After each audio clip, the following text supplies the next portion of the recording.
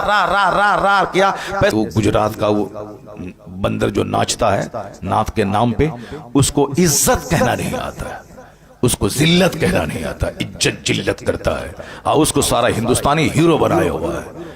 उसकी जबरदस्त बाइकाट करो सारे हिंदुस्तान में। अगर उसी को बुलाना है तो फिर दूसरे दिन तुम कव्वालों को बुलाओगे, हारमोनियम और तबला वाले को बुलाओगे। इस जो भी मिक्सचर मशीन वाला है, खबरदार कभी उस नाथ खां को मत बुलाओ। बाइकाट, मिक्सचर वाला, मशीन वाला, इको वाला, कभी उसको नहीं बुलाया जाए। मैं नहीं समझता था कि आज इस तरह के हक की हिमायत करने वाले गांव देहात से लेके बड़े बड़े शहर तक, हमें अफ्रीका से फोन आ रहे हैं, मक्का शरीफ से फोन आ रहा है, दुबई से फोन आ रहे हैं कि हजरत आपने, आपको मुबारकबाद दी, आपने जुर्रत तो की, आपने हिम्मत तो की, आपने बोला तो सही। मैंने कहा शुक्रिया, कम से कम आपने बोला तो सही। हिंदुस्तान के बड़े बड़े मुफ्तियाने कराम और फिर पब्लिक की तरफ से फोन आ रहे हैं। एक सेठ गुजरात का, उसने फोन किया। एक आज एक इस्लामिया इंटर कॉलेज का एक प्रिंसिपल, उसका फोन आया। आज पूर्णिया का एक बहुत बड़ा सर्जन है डॉक्टर ख्वाजा नदीम, उनका फोन आया। ये सारे लोग कहते हैं हजरत हम लोगों के दिल में जो था वो आपने अपनी जबान से अदा कर दी। लाखों लोगों के दिल में यह बात थी कि ये अच्छा नहीं हो रहा है। हरा हरा हरा हरा हरा हरा हरा हरा हरा क्या पैसों की बारिश हुई, क्या है ये, क्या तमाशा हो रहा है। इसलिए आज अगर मेरे बोल देने से अगर सारे नाथ खां अदब से नाथ पढ़ने लगे तो समझ लें कि अल्लाह का करोड़ों शुक्र और एहसान है कि कम से कम कोई एक बंदा गाली गलोच सुनने के बाद हक तो बोला जिसका असर झलकने लगा है। हमारे हिंदुस्तान का एक बहुत पुराना मशहूर नाथ खां है असद इकबाल। अब वो कहाँ नाचता है, कहाँ साहब वो मशीन रखता है, पैर से ऐसे ऐसे दबाता है, कहाँ दबाता है उसने। अब आज 35 साल से नात पढ़ रहा है, अच्छी नात पढ़ रहा है, आवाज वही वैसी है। तो अब कायदे से सबसे पहला काम, अगर तुम में से कोई देखे किसी गलत काम को कि गलत काम हो रहा है, तो सबसे पहली ड्यूटी है कि उसको हाथ से रोक दे। हाथ से रोके उसको, जबान से बाद में, दिल से बाद में, सबसे पहले हाथ से रोके। सबसे पहले हाथ से रोके। बादशाह पे लाजिम है कि वो तकरीर नहीं करे, बादशाह पे लाजिम है कि वो डंडे का इस्तेमाल करके गुनाह को रोक दे। फ़अऊज़ु बिल्लाहि मिनश शैतानिर रजीम, बिस्मिल्लाहिर रहमानिर रहीम।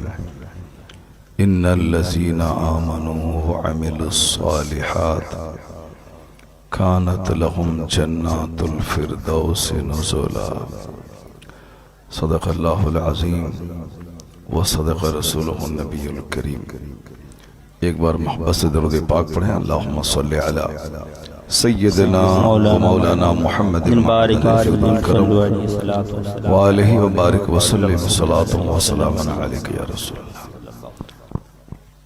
मैं अक्सर कहा करता हूँ कि दरूद पाक को एक रस्म समझ के नहीं बल्कि इबादत समझ कर पढ़ना चाहिए। दरूद पाक पढ़ने की बरकतें बेशुमार हैं।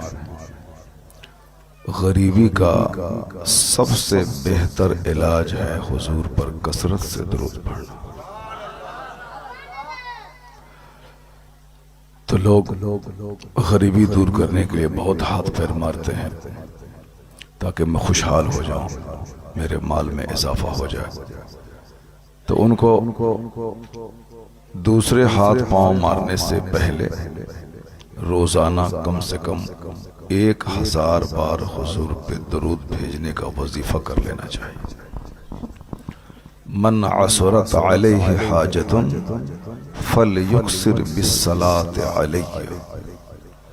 अकाल इस्लाम फरमाते हैं कि जिस पर हाजतें तंग हो जाएं, दुनिया उसके लिए तंग हो जाए, तो उसे चाहिए कि मुझ पर खूब दरूद भेजे। फ़इन्नहा तकशफुल खुमूम वल हुमूम वल कुरूब। आका फरमाते हैं कि दरूद पढ़ने से गम और फिक्र का खात्मा होता है, गम दूर होता है।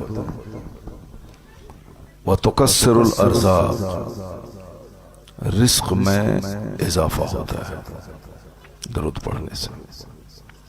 व तक़ज़िल हवाइज, ज़रूरतें पूरी होती हैं। अगर किसी की मुराद नहीं पूरी होती हो, हाजत नहीं पूरी होती हो, तो वो अव्वल आखिर 1,000 बार दुरूद भेजे और बीच में अल्लाह से अपनी हाजत मांगे। अल्लाह तबारक व तआला उसकी हाजत पूरी फरमा देता है। तो महफिल मिलाद को महफिल जिक्र और महफिल दुरूद भी कहा जाता है। इस कॉन्फ्रेंस का नाम महफिल जिक्र और महफिल दुरूद भी है। तो आलिम साहब दुरूद अकेले पढ़ते हैं और आप लोग सब आलिम का मुंह देखते हैं, जबकि आपके फायदे के लिए दुरूद पढ़वाया जाता है कि इसी मजलिस के बहाने कम से कम 50 बार दुरूद भेज दें आप। एक बार सारे लोग जोर से पढ़ें, अस्सलातु वस्सलामु अलैका या रसूल अल्लाह। अस्सलातु वस्सलामु अलैका या रसूल अल्लाह।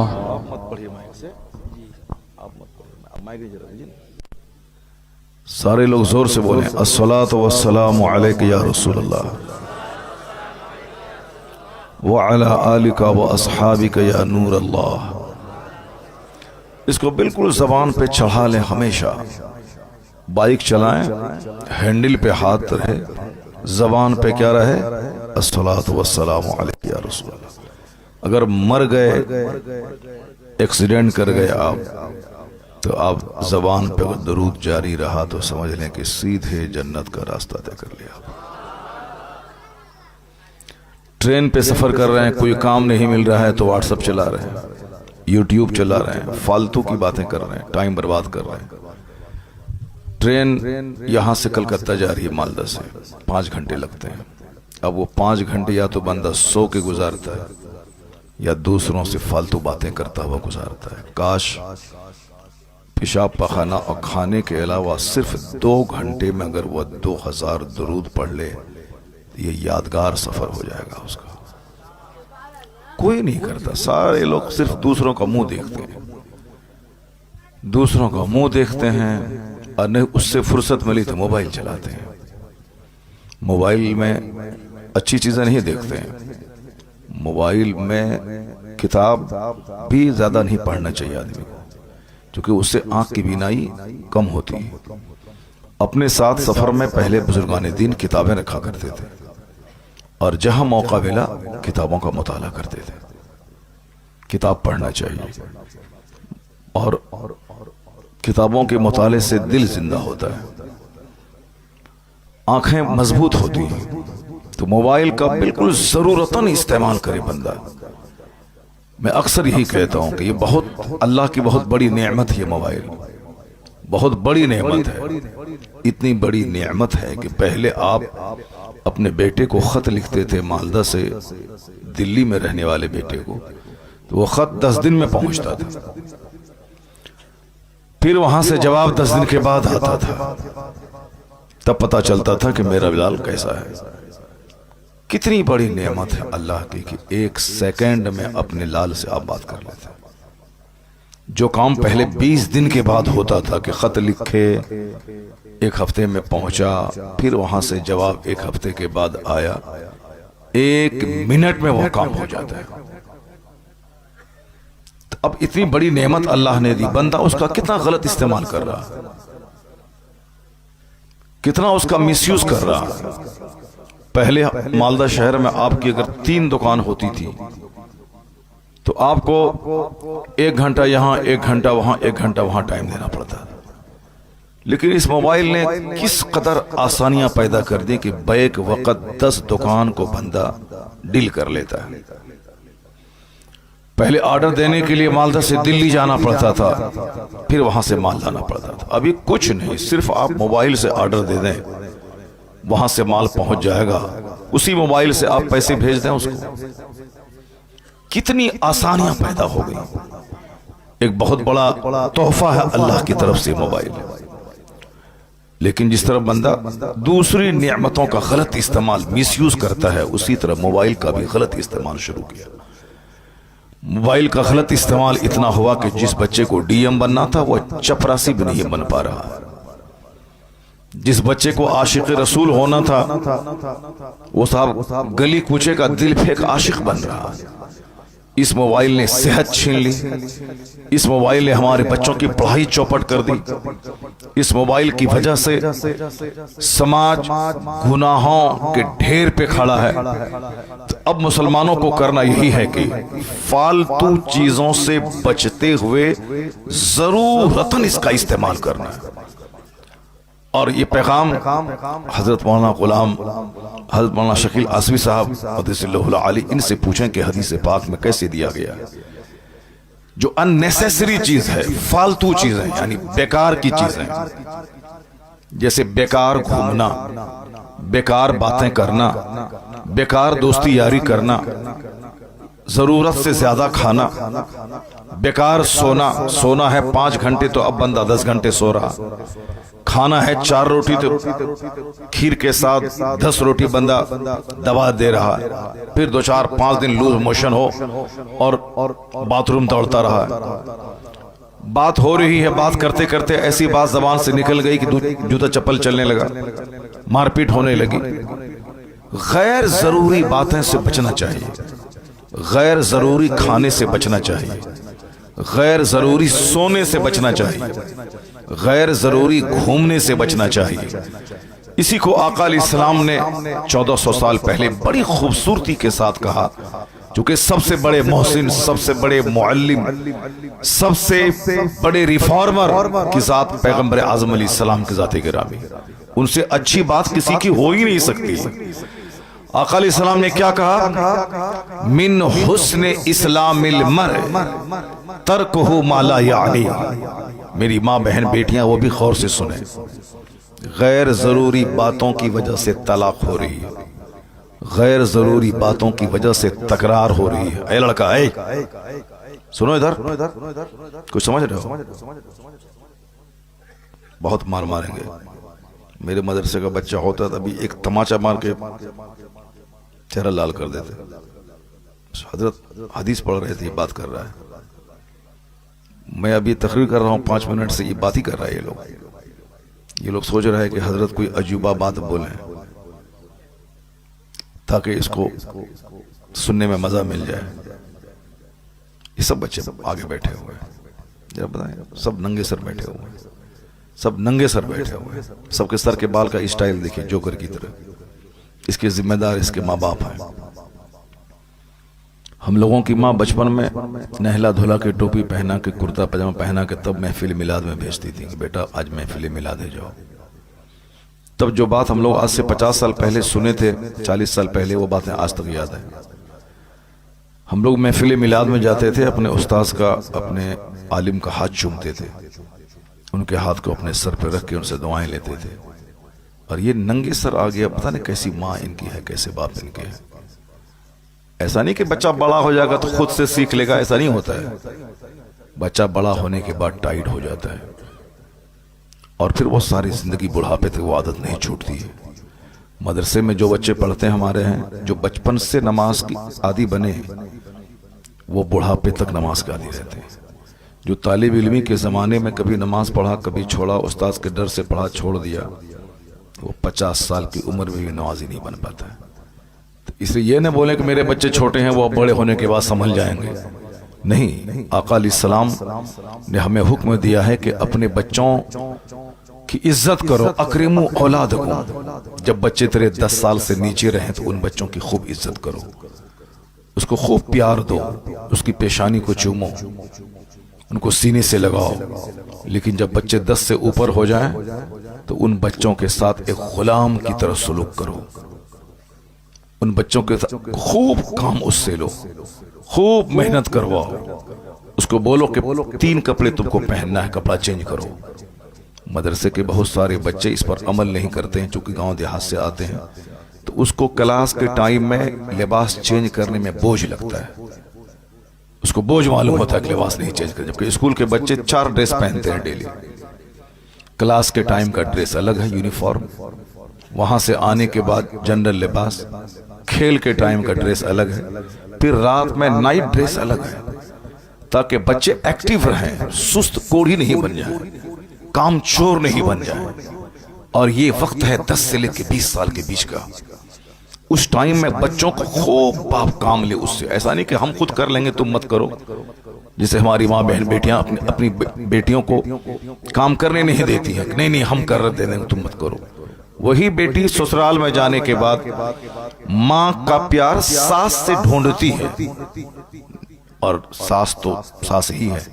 फिर वहां मार पीट तलाक की नौबत आती है। जो माँ अपनी बच्ची से खूब काम लेती है, झाड़ू लगाओ, खाना बनाओ, नाश्ता बनाओ, बिरयानी बनाओ, कीमा बनाओ, कोफ्ता बनाओ, दाल इस तरह बनाओ, रोटी ऐसे बनाओ, यानी जो तरह तरह के आइटम सिखाती है और हमेशा काम में लगा के रखती है, उसकी बेटी की शिकायत ससुराल से कभी नहीं आती है। उसकी बेटी बिजली के नाम से पुकारी जाती है, सास की निगाहों में अजीज बन जाती है। उनका शौहर उससे खुश रहता है, चूंकि औरतों के ताल्लुक से शौहर का एक मजाज होता है कि इनका हाथ हर वक्त काम में लगा रहे। सास भी चाहती कि हर वक्त ये काम में लगी रहे। क्या मतलब? सुबह उठे सबसे पहले नमाज पढ़े, कुरान पाक की तिलावत करे, उसके बाद वो हाथ में झाड़ू ले। ऐसा नहीं कुरान पढ़ने से पहले वो पूरे घर बार को साफ कर दे, नहीं, सबसे पहले नमाज पढ़े। वो गलत बात है कि दिन निकलने से पहले ही झाड़ू वाड़ू कर दे। दिन निकलने से पहले सबसे पहला काम है नमाज पढ़े। नमाज सबसे बड़ा काम है, उससे बड़ा कोई काम नहीं। एक बंदा जब नमाज पढ़ता है तो समझ लें कि दुनिया का सबसे बड़ा काम वो कर रहा है, उससे बड़ा कोई काम नहीं। 50 खरब की बिल्डिंग बनाना, 50 खरब की जमीन खरीदना, 50 मॉल बनाना, मार्केटिंग कॉम्प्लेक्स बनाना, ये सब छोटा काम है। जो बंदा नमाज पढ़ता है समझ लें ये जिंदगी का सबसे बड़ा काम कर रहा है। सुभान अल्लाह बोलो ना। कोई अजूबा बात बोलते हैं तब सुभान अल्लाह कहोगे तुम। इस बात को सिर्फ नोट करके यहां से चले जाओ, 5 घंटे की तकरीर सुनने से बेहतर है। इस बात को नोट कर लो कि जिंदगी का सबसे बड़ा काम नमाज पढ़ना है। 50 करोड़ रुपए की बिल्डिंग कोई बना रहा है और कोई नमाज पंजगाना पाबंदी से पढ़ रहा है, मैं कसम खा के कहता हूं कि 50 करोड़ की बिल्डिंग से बड़ा काम नमाज पंजगाना अदा करना है। चूंकि हमारा मकसद बिल्डिंग बनाना नहीं है इस दुनिया में, हमारा मकसद अल्लाह की इबादत करना है। बिल्डिंग इसीलिए है ताकि मैं उसमें रह सकूं, कपड़ा इसीलिए है ताकि मैं अपने सत्र को छुपा सकूं, खाना इसीलिए है ताकि मेरी पीठ सीधी रहे, मैं जिंदा रह सकूं। और जिंदा क्यों रहूं? अल्लाह की इबादत कर सकूं। मकसद हयात अल्लाह की इबादत है कि हमको अल्लाह की बंदगी करनी। अब बंदगी करने के लिए जिंदा रहना, जिंदा रहने के लिए खाना खाना, जिंदा रहने के लिए कपड़ा पहनना, जिंदा रहने के लिए सर छुपाने के लिए घर चाहिए। घर बनाना मकसद हयात नहीं है, जिंदा रहने के लिए एक चीज है वो। खाना खाना ये मकसद हयात नहीं है, जिंदा रहने के लिए एक जरूरी चीज है। कपड़े का मुकाबला करना ये मकसद हयात नहीं है कि सुबह कुछ पहने शाम कुछ पहने, नहीं, जिंदा रहने के लिए कपड़ा जरूरी है। और जिंदा क्यों रहा जाए? तबारकल्लज़ी बियदिहिल मुल्क व हुवा अला कुल्लि शैइन क़दीर अल्लज़ी खलक़ल मौत वल हयात लियब्लुवकुम अय्युकुम अहसनु अमला। अल्लाह कहता है बड़ी बरकत वाला है वो जिसके कब्जे में है सारी बादशाहत, वो हर चीज पर कादिर है, जिसने मौत और जिंदगी पैदा की। Who created life and death, जिसने मौत और जिंदगी पैदा की ताकि वो टेस्ट करे कि तुम में से किसका काम अच्छा है। हमें अच्छे काम के लिए रब ने पैदा किया है, न किसी मकान का मुकाबला करें। वॉल पुट्टी करना है तो फॉल्स सीलिंग करना है, तो ग्रेनाइट लगाना है, तो टाइल्स लगाना है। तो हाँ, टाइल्स खूबसूरत है, ग्रेनाइट खूबसूरत है, तुम्हारे घर की फॉल्स सीलिंग खूबसूरत है, लेकिन तुम कब खूबसूरत बनेगा? तुम्हारी खूबसूरती न मकान से है, तुम्हारी खूबसूरती न टाइल्स और मार्बल से है, तुम्हारी खूबसूरती अल्लाह की इबादत और अच्छे अखलाक से है। मिट्टी के घर में कोई सिविलाइज्ड, डिसिप्लिन, मुहज्जब, बाअखलाक नमाजी रहता हो तो वो मिट्टी का घर सोने के घर से बेहतर है। अगर गोल्ड का घर है उसमें है शराबी, उसमें है जुआरी, उसमें है सूदखोर, उसमें है नशा करने वाला, उसमें है रात दिन गाने सुनने वाला, उसमें है बेनमाजी, तो वह सोने का घर उसके लिए राख और कूड़ा करकट का ढेर है उसके लिए।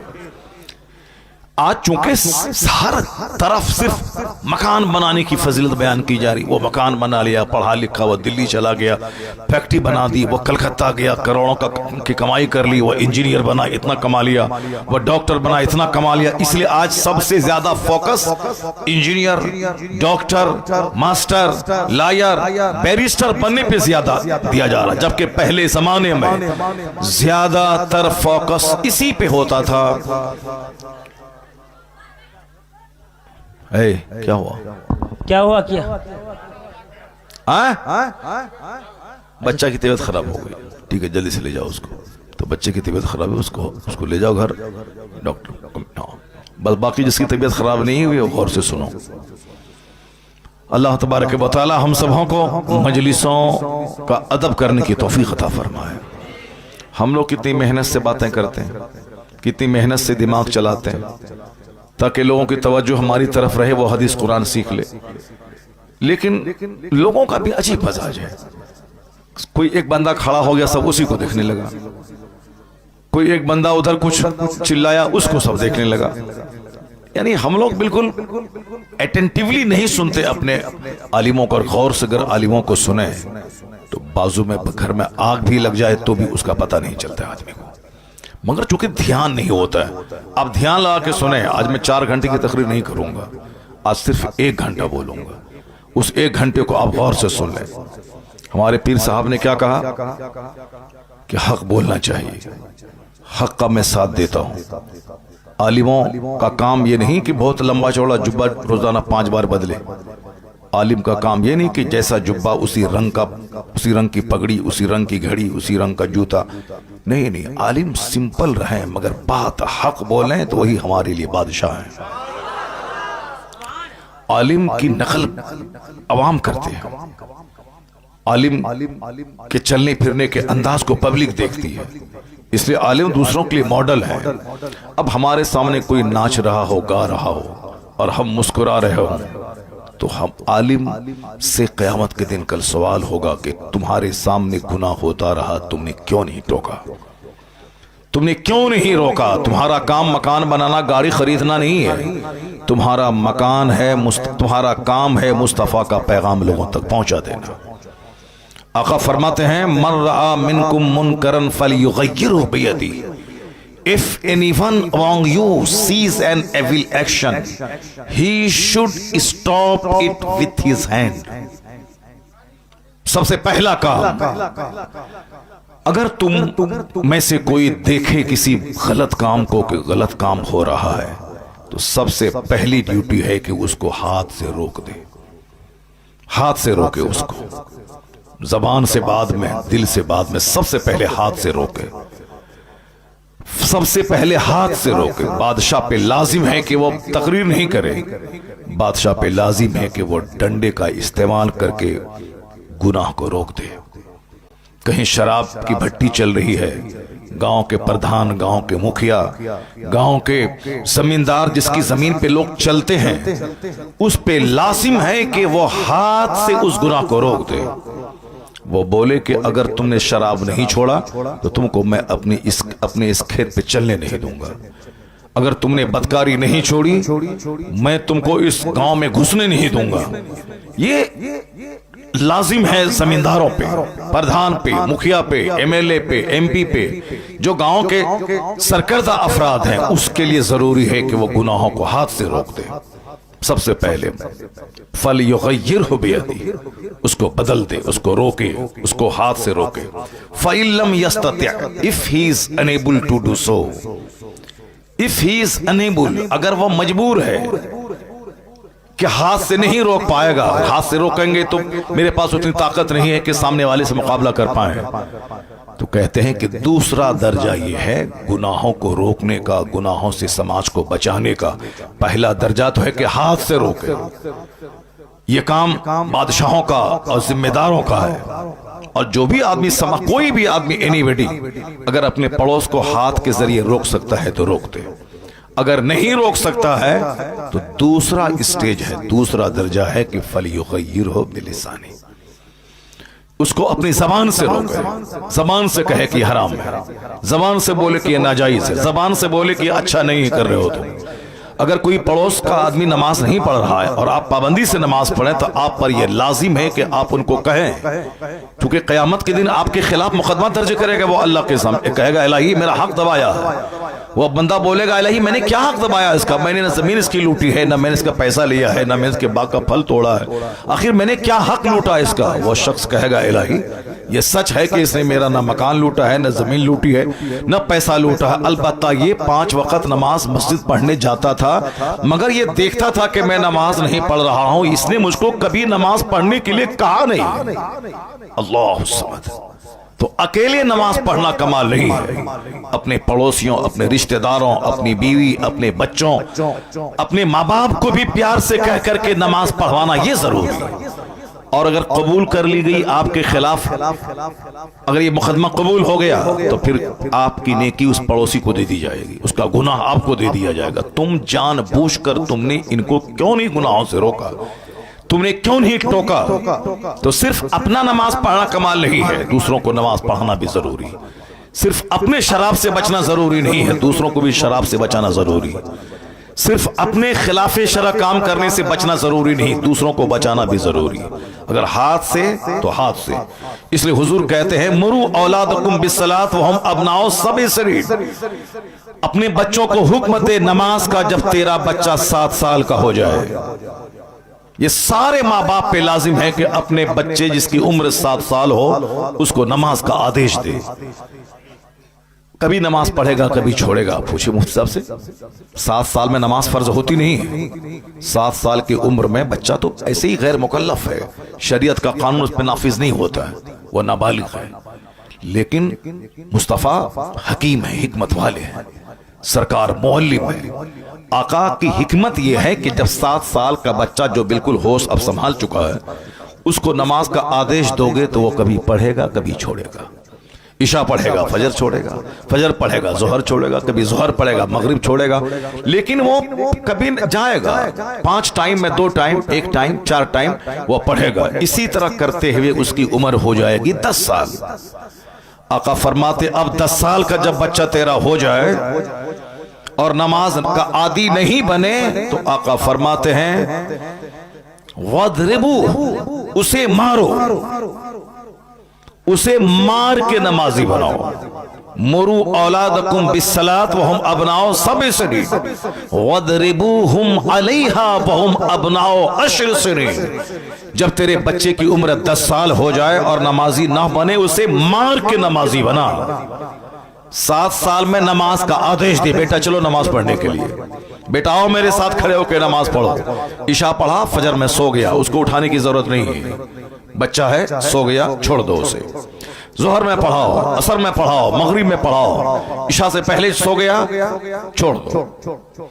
लेकिन जब 10 साल का हो जाए उसे मार के नमाजी बनाओ। 10 साल के होने के बाद अगर वो अब तक जमा नहीं हुआ है तो उसको नमाज कज़ा करने के बाद उसको हुक्म दो कि तुमने जोहर नहीं पढ़ी थी, जोहर पढ़ो। बेटा तुमने इशा की नमाज नहीं पढ़ी थी, उसको फजर में पढ़ो। तुमने फजर नहीं पढ़ी थी, जोहर में पढ़ो। लेकिन जब बच्चा जवान हो जाए, जवान होने से पहले पहले उसको नमाजी बना देना है, मार के हो या प्यार से हो, ताकि 10 साल के बाद जिस दिन नमाज फर्ज हुई उस पर, जिस दिन मर्द यानी लड़का नाइट फॉल उसको हुआ, कपड़ा खराब ख्वाब में हो गया, उस दिन वो जवान हो गया। अब शरीयत के सारे कवानीन उसकी तरफ मुतवज्जे हो गए। अब नमाज फर्ज हो गई, अब रोजा फर्ज हो गया। अब क्या है कि एक वक्त की नमाज छोड़ना उसके लिए हराम और गुनाह कबीरा है, बड़ा गुनाह, मेजर गुनाह, बड़ा गुनाह। नमाज पढ़ना फर्ज आजम है तो नमाज छोड़ना गुनाह आजम है, बड़ा गुनाह है नमाज छोड़ना। इसलिए अब बच्चे को जवान होने से पहले पहले नमाज का आदी बना दे। ताकि जवान होने के बाद जिस दिन 10 साल के बाद कपड़ा खराब हुआ उस दिन जवान है, अब नमाज छोड़ना एक वक्त की हराम। 15 साल की उम्र तक अगर एहतलाम नहीं हुआ, नाइट फॉल नहीं हुआ, या लड़की को माहवारी खून नहीं आया, 15 साल के बाद वो मैच्योर जवान माना जाएगा शरीयत की निगाह में। इसलिए अब 15 साल के बाद चाहे एहतलाम हो या ना हो, माहवारी खून आए ना आए, वह दोनों जवान माने जाएंगे। अब उस पर नमाज फर्ज हो गई। एक वक्त की नमाज छोड़ना जानबूझकर हराम है, बड़ा गुनाह। शराब पीना हराम है, नमाज छोड़ना हराम है। जिना करना हराम है, नमाज छोड़ना हराम है। सूद खाना हराम है, नमाज छोड़ना हराम है। जुआ खेला हराम है, नमाज छोड़ना हराम है। झूठ बोलना हराम है, नमाज छोड़ना हराम है। गीबत करना हराम है, नमाज छोड़ना हराम है। सिर्फ शराब पीना ही हराम नहीं है, नमाज छोड़ना भी हराम है। सिर्फ जुआ खेलना ही हराम नहीं है, नमाज छोड़ना हराम है। और मैं तो कहता हूं कि शराब पीने से बड़ा गुनाह एक माना में नमाज छोड़ना है। कोई 5 साल शराब पीता रहा, अगर 5 साल के बाद वह सच्ची तौबा कर लिया कि इलाही अब मैं शराब नहीं पीऊंगा, अब फिर दोबारा वह शराब को आंख उठा के नहीं देखा, एक बूंद बदन में नहीं डाला, खाली सच्ची तौबा। सच्ची तौबा का मतलब जैसे गाय के थन से दूध निकल गया फिर वापस दूध नहीं गया, उसी तरह सच्ची तौबा के अब दोबारा उस गुनाह को नहीं देखा, इरादा कर लिया कि अब मैं शराब नहीं पीऊंगा। अगर सच्ची तौबा के बाद भी अगर तौबा उसकी टूट गई तो भी वह तौबा की फजीलतों से मालामाल रहेगा। सच्ची तौबा चूंकि अल्लाह की नजर बंदों के दिल पे है।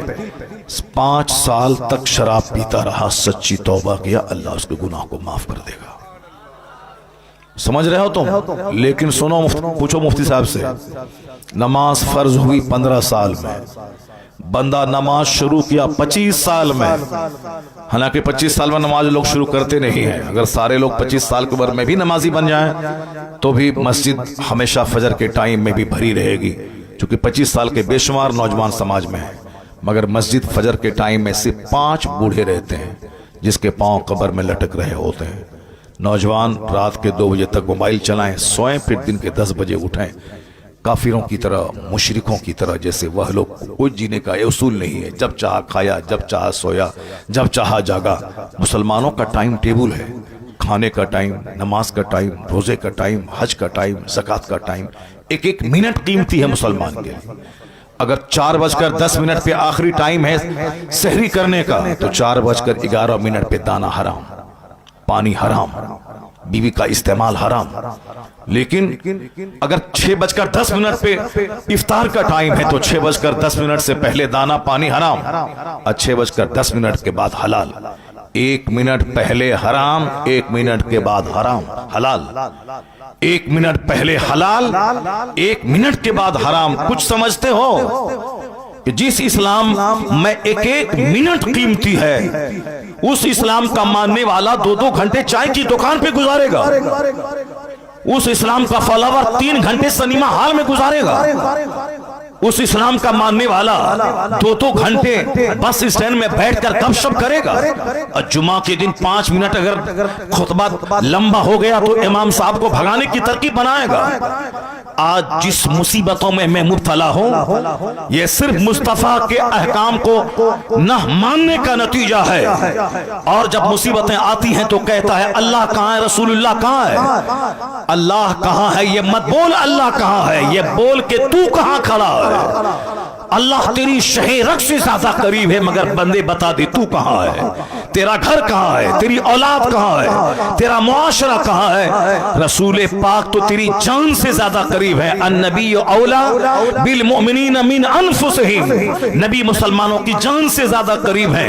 ये मत बोल मुस्तफा कहां है, ये बोल के तू कहां है। तेरा हेयर स्टाइल काफिरों जैसा, तेरा फटा हुआ जींस काफिरों जैसा, तेरे गले की सिकरी, तेरे पांव हाथ का बाला, पांव का धागा काफिरों जैसा। और तू कहता है कि अल्लाह कहां है। रसूलुल्लाह का आवाज आती है हम तो माइल बकरम है, कोई साइल ही नहीं, राह दिखलाए किसे कोई रह हुए मंजिल ही नहीं। तू बता दे तू कहां है, तू मुस्तफा का गुलाम बन जा। आज भी इज्जत तेरे लिए, हुकूमत तेरे लिए, जन्नत तेरे लिए। बंदा कुछ समझता ही नहीं है, कुछ समझ ही नहीं रहा है कि मैं कल अगर मर गया तो मेरा क्या होगा। एक बंदा मेरे गांव का, वो डीएम बनने की तैयारी कर रहा था दिल्ली में। डीएम का मतलब हमसे ज्यादा तुम जानते हो, यूपीएससी की तैयारी, यूनियन पब्लिक सर्विस कमीशन।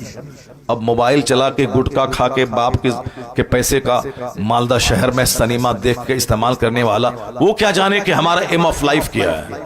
बस आईए बीए एमए किया, नौकरी नहीं मिली, नहीं नहीं हिंदुओं का मुल्क है, मुसलमानों को नौकरी नहीं मिलती है, यही बोलेगा, ठगेगा।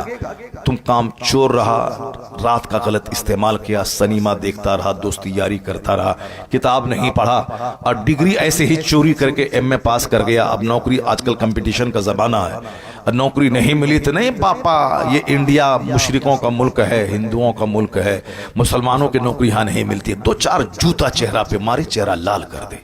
हिंदुओं का मुल्क है ये न हिंदुओं का मुल्क है न सिखों का मुल्क है, ये मुल्क सारे हिंदुस्तानियों का है, ये मुल्क हमारा है। अगर हिंदुओं का मुल्क होता तो शाह फैसल नाम का लड़का कश्मीर का आईएएस में पूरे इंडिया में टॉप नहीं करता। अगर सिर्फ हिंदुओं का मुंह देख के नौकरी मिलती तो पिछले साल 35 मुसलमानों के लड़के डीएम नहीं बनते। मेरे पास हर साल का डाटा मौजूद है।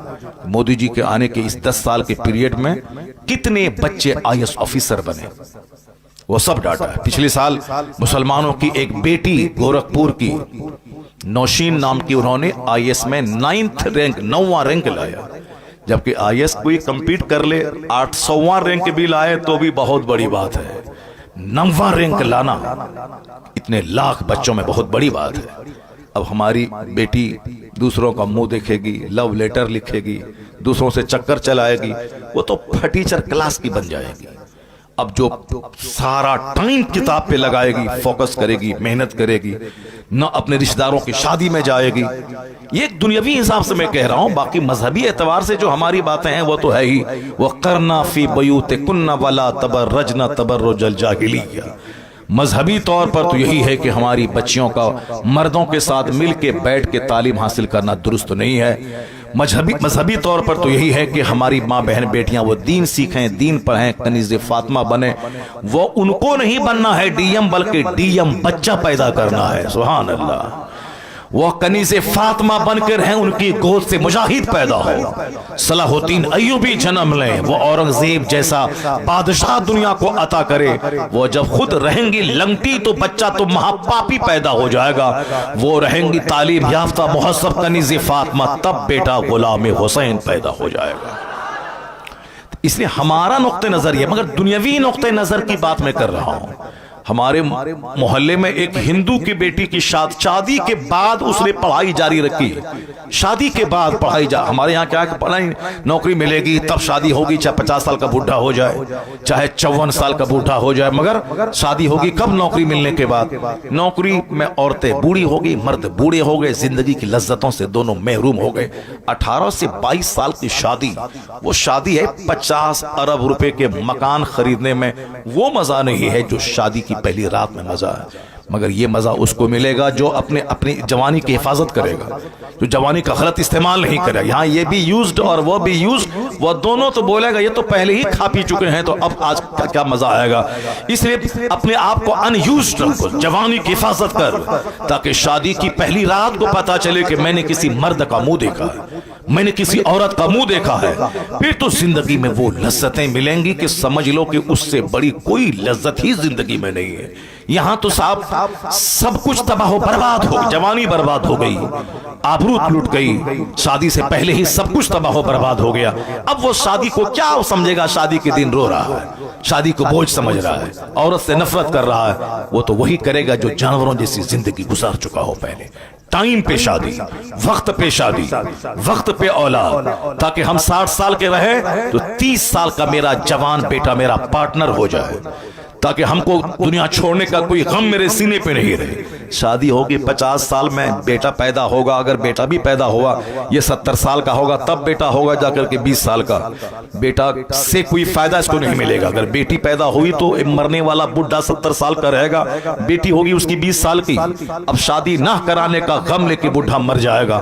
जवानी में शादी कर 18 से 20 साल की उम्र में, ताकि 50 साल 40 साल होते होते तेरी बेटी जवान हो जाए, शादी के लायक हो जाए, फिर तू भाग दौड़ के अपनी जवानी बेटी की शादी अच्छे घर में करा दे। और अगर बेटा हो गया तो फिर तेरा पार्टनर होगा, तू भी कमाएगा 10,000, तेरे बेटे कमाएंगे 10,000। जो काम 2 आदमी मिलके करेगा, 4 आदमी दूसरे, यहां वो आदमी वो अकेला करेगा, चूंकि बेटा पार्टनर होके अपने बाप को राहत और सुख पहुंचाने वाला बन जाएगा। शादी वक्त पे होनी चाहिए ताकि शादी की लज्जतें महसूस हों। अब जरा गौर से सुनिए, मैं कहना वाला हूं कि उसके यहां शादी हुई, शादी के बाद भी पढ़ाई जारी रखा उसने, उसकी औरतें, कोई कहानी नॉवेल अफसाना नहीं है। अब बिल्कुल करंट 2-4 साल पहले के बाद, जहां मेरा मदरसा है उस मदरसे के बाजू में हिंदू का मोहल्ला, वहां उस लड़की की शादी हुई। और हमारे यहाँ लड़की की शादी होने के बाद अब तलावत, दुरूद, नमाज, शादी से पहले तिलावत है, ताकि जब लड़का देखने के लिए आए लड़का वाला तो कहे कि हाँ हाँ मेरी बेटी कुरान भी पढ़ती है।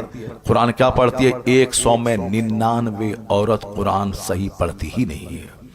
100 में 99 औरत। किस कदर जहालत है, किस कदर इलिटरेसी है हमारी मोहम्मद सोसाइटी में। और आपकी मस्जिद में जितने मर्द नमाजी हैं, उस मर्द में 100 में 10 को छांट लें, 90 लोग वो हैं जिसको नमाज पढ़ने का तरीका ही नहीं मालूम है, कुरान शरीफ नहीं जानते हैं। वो 80 साल से नमाज पढ़ रहे हैं, 5 हज करके आ गए हैं, 10 उम्रा कर रहे हैं, सुबहान रब्बियल आला कहना नहीं आता उनको, अल्हम्दुलिल्लाह रब्बिल आलमीन कहना नहीं आता है। जैसे वो गुजरात का वो बंदर जो नाचता है नात के नाम पे, उसको इज्जत कहना नहीं आता है, उसको जिल्लत कहना नहीं आता, इज्जत जिल्लत करता है। उसको सारा हिंदुस्तानी हीरो बनाया हुआ है, उसकी जबरदस्त बाइकाट करो सारे हिंदुस्तान में। अगर उसी को बुलाना है तो फिर दूसरे दिन तुम कव्वालों को बुलाओगे, हारमोनियम और तबला वाले को बुलाओगे। इसलिए जो भी मिक्सचर मशीन वाला है, खबरदार कभी उस नाथ खां को मत बुलाओ। बाइकाट, मिक्सचर वाला, मशीन वाला, इको वाला, कभी उसको नहीं बुलाया जाए। सिंपल ढंग से जो नाथ पढ़ता, अभी नाथ पढ़ी इन्होंने, कितनी अच्छी नाथ पढ़ी इन्होंने, माशाअल्लाह सुभान अल्लाह। हमारे हिंदुस्तान का एक बहुत पुराना मशहूर नाथ खां है असद इकबाल। अब वो कहाँ नाचता है, कहाँ साहब वो मशीन रखता है, पैर से ऐसे ऐसे दबाता है, कहाँ दबाता है उसने। अब आज 35 साल से नात पढ़ रहा है, अच्छी नात पढ़ रहा है, आवाज वही वैसी है। तो अब कायदे से हाँ वो अच्छी आवाज भी सही हो, मगर नात खानी जलसे में गालिब नहीं आनी चाहिए, जैसे हमारे बुजुर्गान दीन के जमाने में होती थी, अल्लामा अरशद साहब के जमाने में होती थी। एक नात खां आया, 5 अशार पढ़ा, बस चलो, बाकी अब दीन सिखा रहे हैं, कुरान हदीस की बातें हो रही। अब तो दीन की बातें दब गई, अब नात खानी सामने आ गई। ये अगर अच्छी नात भी पढ़े बंदा तो भी सीरत के जलसे में इस बात का ख्याल रहे कि नात खानी 10% हो, तकरीर 90% होनी चाहिए। कुरान शरीफ की तिलावत जैसे शुरू में होती है 5-10 मिनट के लिए, मैं कहता हूं कि 10 मिनट नहीं, आधा घंटा कुरान पाक की तिलावत करो और अच्छे कारी से तिलावत करवाओ, ताकि मुसलमान भी सुने तो आंसू बहाएं और गैर मुस्लिम भी सुने तो उनका भी सीना हिल जाए।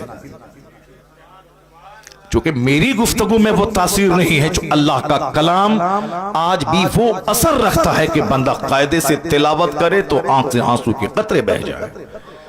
वह तक़शइर्रु मिन्हु जुलूदुल लज़ीना यख़शौना रब्बहुम, कुरान कहता है जो अल्लाह से डरते हैं उनके रोंगटे कुरान सुनने के बाद खड़े हो जाते हैं, उनके रोंगटे खड़े हो जाते हैं, उनके चमड़े नर्म पड़ जाते हैं।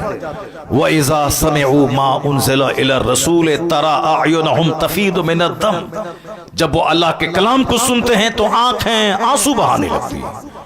अल्लाह का कलाम है ही इस काबिल कि बंदा आंसू बहाए, हंसे नहीं। कुरान हुज़्न के साथ नाजिल हुआ है, इसलिए आका फरमाते हैं जब कुरान पढ़ो तो आंसू बहाओ, रोने जैसी सूरत बनाओ। खुद आका अलैहिस्सलाम अब्दुल्लाह इब्ने मसूद जो सहाबी रसूल हैं, उनसे कहा कि तुम कुरान पढ़ो मैं सुनूंगा। उन्होंने कहा सरकार कुरान तो आप पर नाजिल हुआ है, आपसे बेहतर कौन पढ़ सकता है? आका ने कहा कि मैं सुनना चाहता हूं तुझसे। उन्होंने जब कुरान पढ़ना शुरू किया तो हुजूर सुनते रहे, यहां तक कि इस आयत पर जब पहुंचे, वजीना बिका अला हाउलाए शहीदा, सरकार ने हाथ के इशारे से कहा कि रुक जाओ।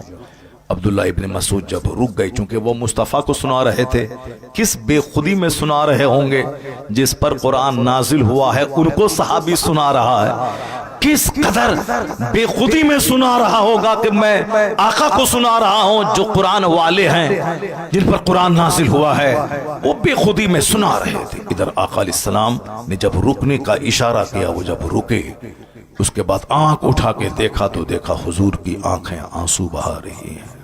सुभान अल्लाह, सुभान अल्लाह। जिन पर कुरान नाजिल हुआ वो कुरान सुन के रो रहे हैं, इसलिए हुजूर ने कहा जब कुरान पढ़ो तो आंसू बहाओ, आंसू न निकले तो आंसू बहाने जैसी सूरत बना लो। गम से कुरान नाजिल हुआ है। कुरान का मजाज है जंग साफ कर देना, कुरान का मजाज है घमंड दूर कर देना, कुरान का मजाज है जो सुने तो उसके रोंगटे को खड़ा कर देना। आज हमारे यहाँ कुरान ही नहीं पढ़ा जाता है, कॉमेडी सुनी जाती है, कुरान नहीं सुना जाता है। जहां तहां की बेजान कहानी सुनी जा रही, कुरान नहीं सुना जा रहा है। बंगाल में एक और गलत रीत है, जीवनी के नाम पे फालतू बेबुनियाद और गढ़ी हुई रिवायतें बयान की जाती है, और गा गा के गढ़ी हुई रिवायतें। सैयदा फातिमा ज़हरा रज़ियल्लाहु ताला अन्हा की शान में गैर मुहज़्ज़ब जुमले, नबी बोला ए फातिमा, ये सारी बातें जीवनी के नाम पे बोली जा रही है, जीवनी के नाम पे गाया जाता है। 5 बच्चे बैठे हुए, ये गा रहा, जीवनी बयान कर रहा है। उलमाए कराम से हदीस सुना जाए, उलमाए कलाम से कुरान सुने जाए, झूठी जीवनी बयान नहीं की जाए, कुरान पाक के पढ़ने का रिवाज दिया जाए। घर में कोई औरत हाथ में काम में हाथ नहीं लगाएगी जब तक कि वह कुरान पाक की तिलावत न कर ले। कोई झाड़ू नहीं लगाएगी जब तक कि वह दुरूद न पढ़ ले। जिन अय्याम में उन पर नमाज फर्ज नहीं है, जब माहवारी के दिनों में, उन दिनों में भी आदत बना दें कि वह वजू करके मुसल्ले पे बैठ के 100 बार कलमा शरीफ, 100 बार दुरूद पढ़ ले, ताकि दूसरों को उनकी कमजोरी का पता भी नहीं चले और नमाज पढ़ने की आदत भी लगी रहे, ताकि नमाज 5 वक्त पढ़कर वजू करना, मुसल्ले पे बैठने की आदत लगी रहे। वरना वह पाक होंगी, 1 दिन पहले वो नहाएंगी, 2 दिन के बाद नमाज शुरू करेंगे, 5 दिन के बाद फिर अगला महीना का खून आ जाएगा, बस सुस्ती करेंगी। इसलिए बुजुर्गों ने कहा है उसे नापाक हालत में नमाज नहीं पढ़ना है, लेकिन वह दुरूद तो पढ़ सकती है, वजू करके मुसल्ले पे बैठ जाए ताकि नमाज के टाइम की आदत लगी रहे। वो दुरूद पढ़े काम शुरू करने से पहले। मुसलमान मर्द तिलावत करे काम शुरू करने से पहले, तिलावत 5 मिनट जल्दी से खत्म कीजिए, बाकी वो नाचेगा 1 घंटा, 1.5 घंटा, 2 घंटे तक। नाते पाक को नाच नहीं बोला जाता है, नाते पाक को मुजरा नहीं बोला जाता है। जो तुम्हारा स्टाइल, जो तुम्हारा ढंग है, उस ढंग की मजम्मत की जाती है, नात की नहीं। जो नात दिल से पढ़े तो बंदा वली बन जाएगा, जो दिल से मुस्तफ़ा से इश्क करे तो वह वली बन जाएगा।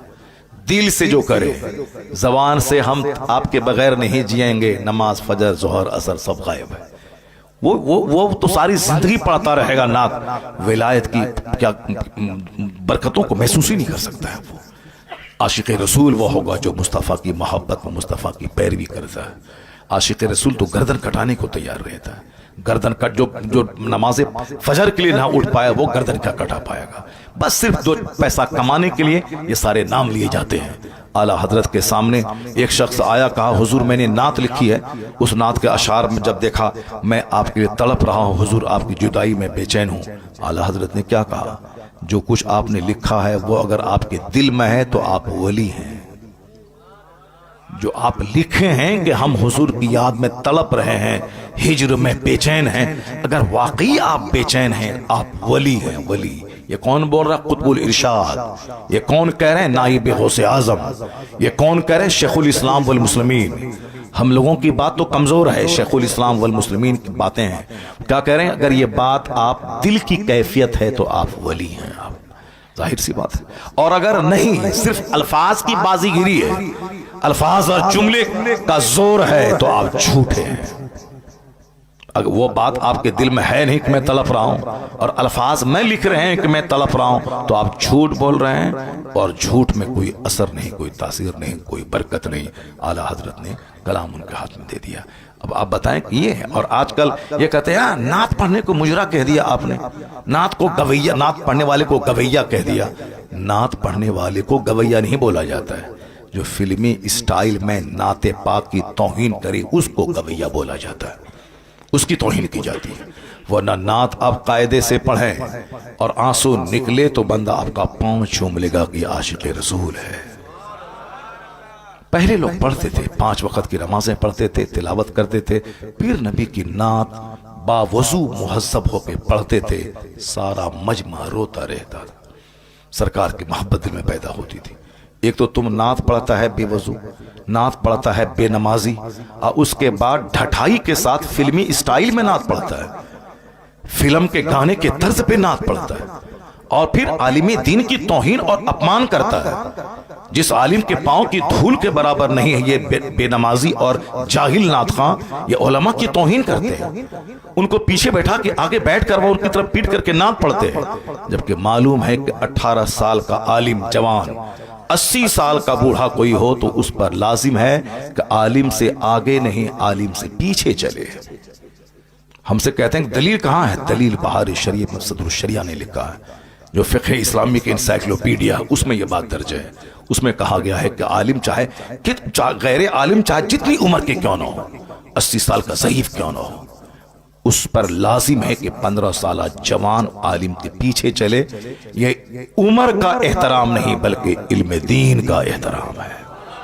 यह इल्म दीन का एहतराम, उनके सीने में कुरान और हदीस का इल्म है।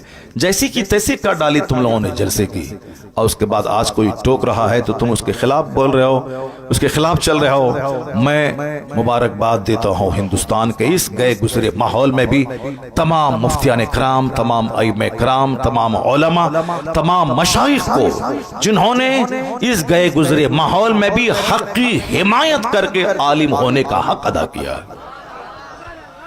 अब मैं नहीं समझता था कि आज इस तरह के हक की हिमायत करने वाले गांव देहात से लेकर बड़े बड़े शहर तक हमें अफ्रीका से फोन आ रहे हैं, मक्का शरीफ से फोन आ रहा है, दुबई से फोन आ रहे हैं कि हजरत आपने, आपको मुबारकबाद दी, आपने जुर्रत तो की, आपने हिम्मत तो की, आपने बोला तो सही। मैंने कहा शुक्रिया, कम से कम आपने बोला तो सही। हिंदुस्तान के बड़े बड़े मुफ्तियान कराम, और फिर पब्लिक की तरफ से फोन आ रहे हैं। एक सेठ गुजरात का, उसने फोन किया। एक आज एक इस्लामिया इंटर कॉलेज का एक प्रिंसिपल, उसका फोन आया। आज पूर्णिया का एक बहुत बड़ा सर्जन है डॉक्टर ख्वाजा नदीम, उनका फोन आया। ये सारे लोग कहते हैं हजरत हम लोगों के दिल में जो था वो आपने अपनी जबान से अदा कर दी। लाखों लोगों के दिल में यह बात थी कि ये अच्छा नहीं हो रहा है, हरा हरा हरा हरा हरा हरा हरा हरा हरा, क्या पैसों की बारिश हुई, क्या है ये, क्या तमाशा हो रहा है। इसलिए आज अगर मेरे बोल देने से अगर सारे नात खां अदब से नात पढ़ने लगे तो समझ लें कि अल्लाह का करोड़ों शुक्र और एहसान है कि कम से कम कोई एक बंदा गाली गलोच सुनने के बाद हक तो बोला जिसका असर झलकने लगा है। उसकी सुबह होकर एक महफिल में था, वहां एक बहुत बड़ा हिंदुस्तान का नात खां, वह सिर्फ एक नात पढ़ के बैठने लगा तो मैंने कहा कि एक कलाम और सुना दो। कल रात दिल्ली में था, वहां भी वो ऐसा नात खां था जो नात खां बहुत मशहूर है झुमाने में, वह भी अदब के साथ बैठ के नात पढ़ रहा था। अभी फोन आ रहा है दिल्ली से कि हजरत असर झलक रहा है। फिर कल एक फोन आया कि जैसे हुजूर असर झलक रहा है। कम से कम कुछ तो हुआ, फायदा तो हुआ। जिस दिन हमारा जलसा बाजारी नात खानों से खाली हो जाए, आलिम दीन की बात सुनने के लिए लोग बाहर से चल के पिंडाल भर देंगे, क्योंकि कुरान से बेहतर कौन सी बात है, हदीस से बेहतर कौन सा कलाम है। ये तो लोगों ने माहौल खराब किया। अल्लाह तबारक व तआला उन सभाओं को भी जो लोग बाजारी लबो लहजे में नाते पाक को बदनाम करते हैं, वह लोग भी कायदे से मुहज़्ज़ब होकर नात पढ़ने लगे। अल्लाह उन्हें अच्छे ढंग से नात पढ़ने की तौफीक अता फरमाए। चाहे 1000 अच्छी नात हो, मगर नात सिर्फ 5 से लेके 10 मिनट बस। उसके बाद तकरीर, फिर एक नात, फिर तकरीर, फिर एक नात, जैसे पहले होता था बुजुर्गान दिन के जमाने में होता था। ये तो अब चला है कि नहीं, हम एक ही बार पढ़ेंगे, चाहे 1 घंटा पढ़वा लो, चाहे 2 घंटा पढ़वा लो, एक ही बार पढ़ेंगे। तो उनको आप कहिए कि हम एक ही बार नजराना देंगे, एक बार नजर ना देंगे, 5,000 रुपये जो दे दिए तो बस, उसके बाद 30,000 रुपये फिर नहीं देंगे। वरना तुम हमारी महफिल में नात पढ़ने आ रहे हो तो मैं जैसे कहूंगा वैसे तुमको नात पढ़ना होगा। पैसा मैंने दिया है तुमको, और पैसा दिया है तो अब जैसे मैं कहूंगा वैसे करना होगा। एक नात पढ़ो, बैठ के तकरीर सुनो, फिर एक तकरीर के बाद बैठो नात सुनो, फिर उसके बाद नात पढ़ो, फिर तकरीर सुनो, फिर बैठो, फिर नात पढ़ो, सलातो सलाम पढ़ेगा, दुआ में शरीक होगा, फिर उसके बाद यहाँ से जाएगा। उसके बाद जो तुम्हारी उजरत है, जो मजदूरी है, वह तुमको दी जाएगी और जाओ। ये होना चाहिए। ऐसा नहीं कि अपनी बात चलाने के लिए कि वो जो उस दिन तमाशा हुआ, मैंने कहा था कि उनकी नात लास्ट में पढ़ना, पहले तकरीर करवा लो, मजमा है बड़ा, दिन का पैगाम पहुंचवा दो। वो बोला नहीं नहीं, हम एक ही बार पढ़ेंगे, चाहे पहले पढ़ें कि बाद में पढ़ें, 1-2 बार नहीं पढ़ेंगे, एक ही बार पढ़ेंगे। तो उनकी बात मान लिया, मेरी बात नहीं मानी। जलसा वाला उनकी बात मान लिया, मैंने कहा था तकरीर पहले करवाओ, मेरी बात नहीं मानी, उन्होंने कहा उनकी बात मान ली। तो जाहिर सी बात है, नीयत जहां खराब होगी तो बरकतें कहां से जाहिर होंगी। आलिम दीन को सम्मान देना होगा, दीनी गुफ्तगू को इज्जत देनी होगी। अब जरा गौर से सुनिए मेरी बात जो मैं कह रहा हूं। मैं कह रहा हूं कि साहब, हमारे यहां शादी के बाद एक गलत ट्रेंड है कि अब पढ़ाई बंद, अब सिर्फ खाना बनाना, बच्चा पैदा करना, झाड़ू लगाना, उसके बाद सब मुताला, सब नमाज वगैरह सब बंद। जबकि मरते दम तक बंदा को इल्म हासिल करते रहना चाहिए। आया है उतलबुल इल्म मिनल महद इलल लहद, obtain knowledge from the cradle to the grave. मां की गोद से लेके कब्र की गोद तक इल्म हासिल करते रहो और हर दिन नई नई चीज सीखते रहो, यहां तक कि मौत आ जाए।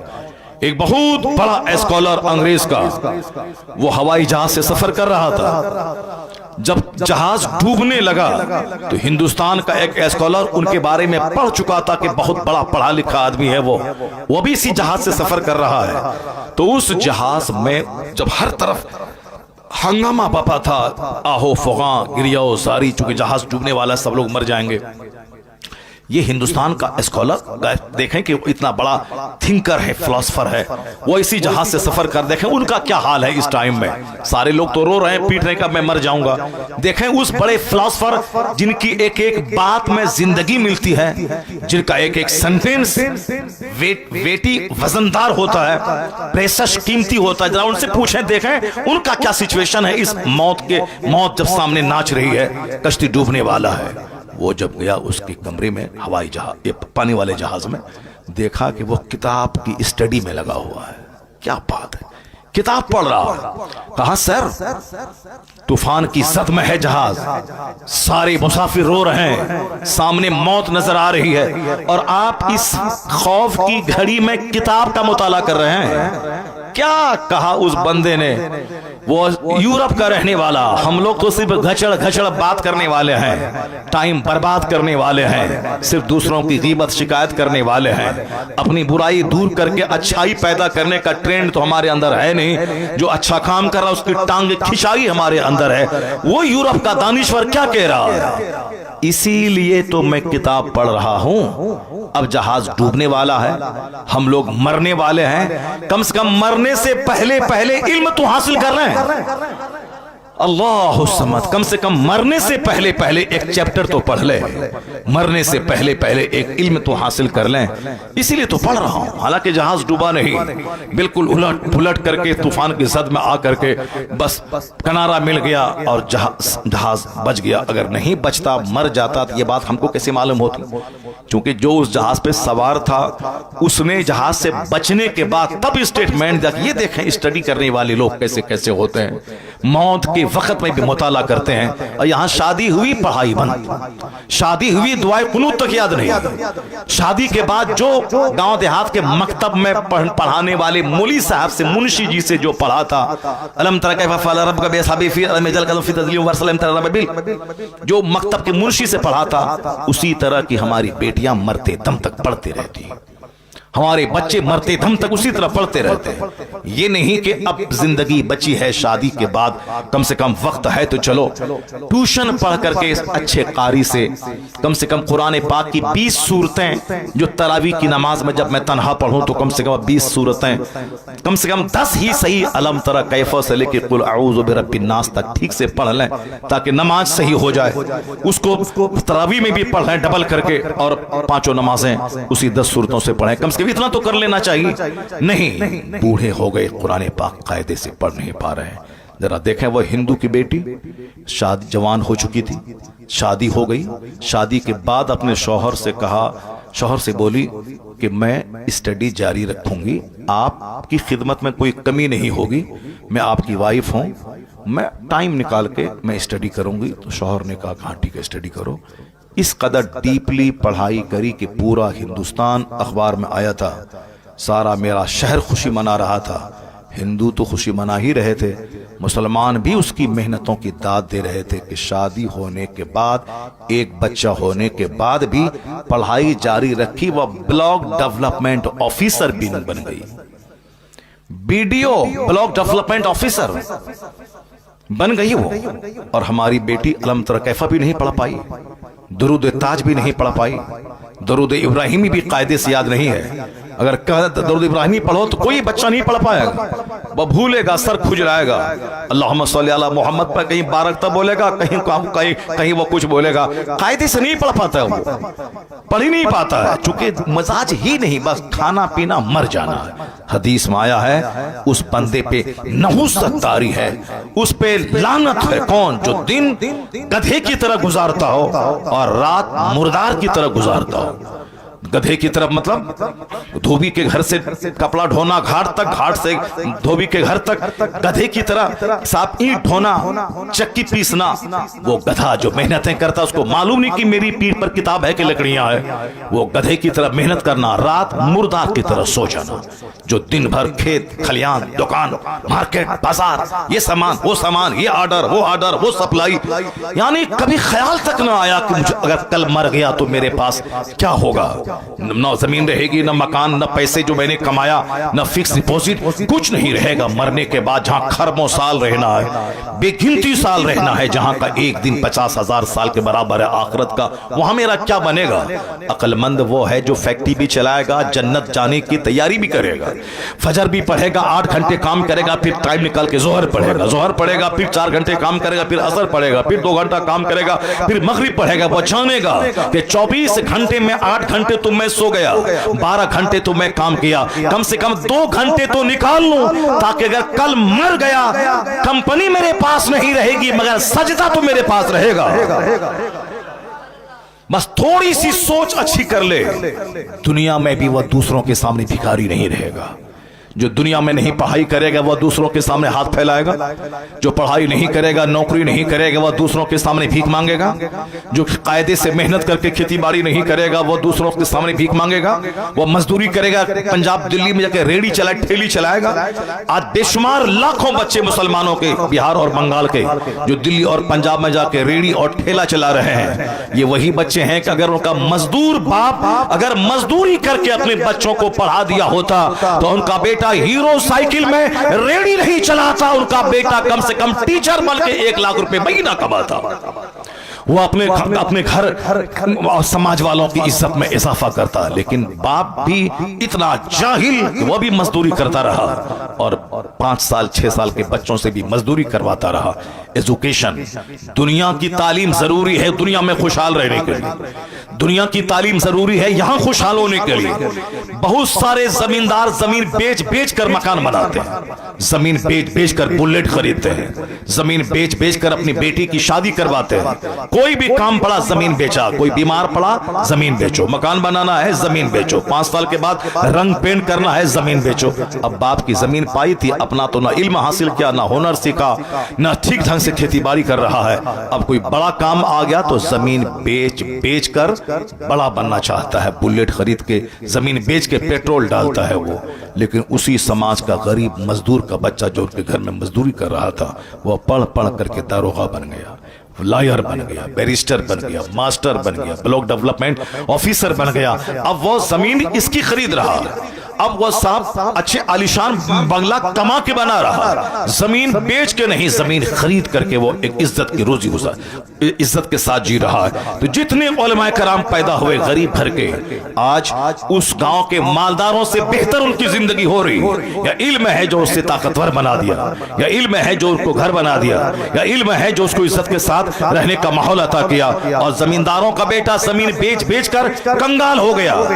बाप के पास 100 बीघा जमीन, उनके 5 बेटे, अब 20 बीघा में जमीन बढ़ 20 बीघा, अब उनके 4 बेटे 5 बीघा, उनके 2 बेटे 5 बेटे 1 बीघा। अब उसके बाद बेटे कंगाल हो गए। अब जो सिर्फ जमीन पे आधारित और आश्रित रहेगा कि बेच बेच के खाएंगे, तो 100 बीघा जमीन तो पड़ पोता तक आते आते 1 कट्ठा भी नहीं रहेगा, 1 कट्ठा जमीन नहीं मिलेगी। तब क्या करेगा? जो इल्म हासिल करेगा, मेहनत करेगा, पढ़ेगा, लिखेगा, उस जमीन को बेच के बच्चों को पढ़ाएगा। तो अगर वह 100 बीघा वाला रहेगा, बच्चा पढ़ लिया तो 500 बीघा जमीन खरीद के जमीन में इजाफा कर देगा। ये काम गैर मुस्लिमों के यहाँ होता है। एक साहब शादीशुदा खातून ब्लॉक डेवलपमेंट ऑफिसर बन गई, और हमारी बेटियां हैं बस बीमारी का टुकड़ा बनी हुई है। गैस्ट्रिक का मर्ज है, पैर में दर्द है, घुटने में दर्द है, आंख में दर्द है। यानी जो काम नहीं करेगी वह बीमार तो पड़ेगी, जो 5 वक्त की नमाज नहीं पढ़ेगी वह बीमार तो पड़ेगी, जिसको सुबह सवेरे खाना था फजर के बाद वो खाएगी, 12 बजे नाश्ता करेगी, बीमार तो पड़ेगी, गैस्ट्रिक का मर्ज तो होगा। अब साहब उसकी आंख की बीनाई कमजोर तो होगी जो वक्त पे खाना नहीं खाएगी। हर आदमी को अपने लिए सोचना होगा कि मैं क्या खाऊं, किस खाने में कितनी ताकत है, कौन सी ग़िज़ाएं ताकतवर ग़िज़ाएं हैं, इस्तेमाल करना होगा, टाइम का इस्तेमाल करना होगा। जो टाइम का इस्तेमाल नहीं करेंगे सही बीमार तो पड़ेंगे। अब डॉक्टर मुरली मनोहर जोशी जो भाजपा का कैडर लीडर है, उसने कभी कहा था कानपुर के योगा के शिविर में कहा था, स्वस्थ रहने के लिए योगा करें। और योगा का जितना तरीका हिंदुस्तान में है, उन्होंने कहा था रामदेव का जिसका भी तरीका हो वो सारे तरीके एक तरफ।